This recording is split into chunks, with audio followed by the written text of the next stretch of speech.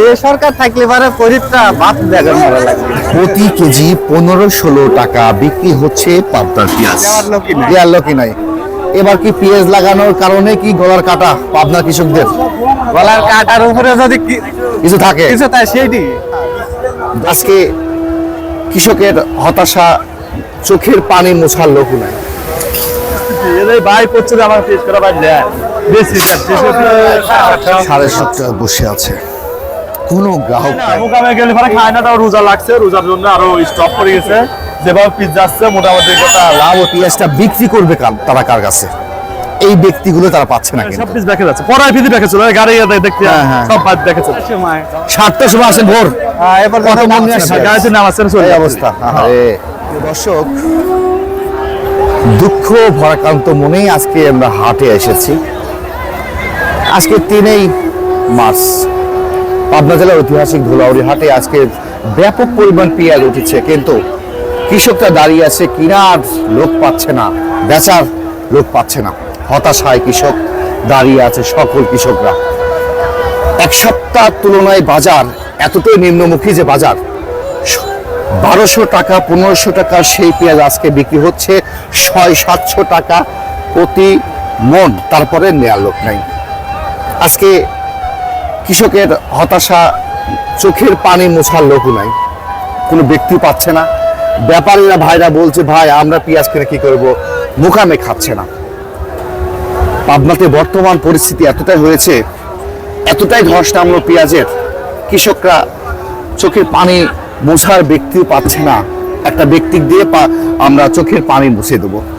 আজকে সাথে থাকুন, বিস্তারিত আমার ভিডিওতে দেখতে পাবেন। চলুন আমরা কথা বলি ব্যাপারে এবং কিছু ব্যবসায়িক সব।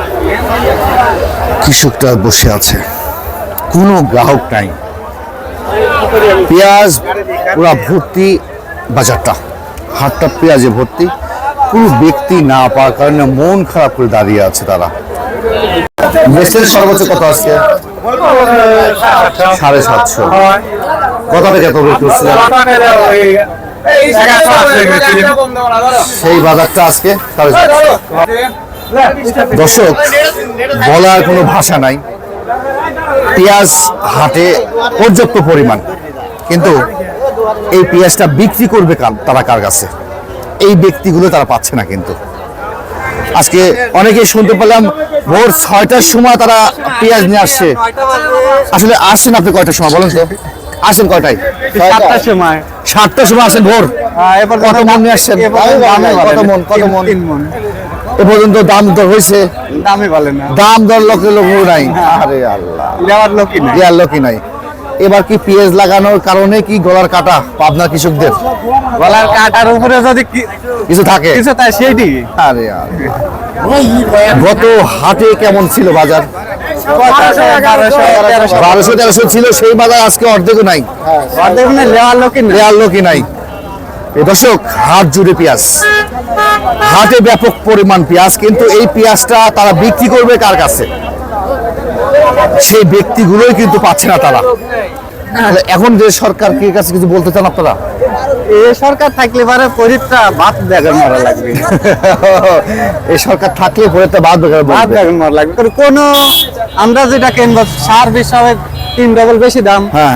আর আমরা যেটা ফসল হাটে নিয়ে এসে বিক্রি করা যাচ্ছে না। এই অবস্থা সার বিষের দাম ব্যাপক, কিন্তু আপনার যে পণ্য তুলে রাখছেন হাটে নিয়ে আসেন সেটার দাম নাই।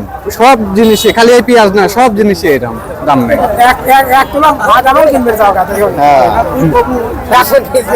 এখন কাকা সাদা ফলে লাগানো লাগবে দেখতেছি এখন। কাকা পেঁয়াজ লাগানো যাবে? আচ্ছা ভাই, আপনি কোথা থেকে আসছেন? আপনি আলোকদিক থেকে। সবাই নিয়ে আসছে ভাই, ধন্যবাদ ভাই। এই দর্শক, হতাশায় কৃষকরা।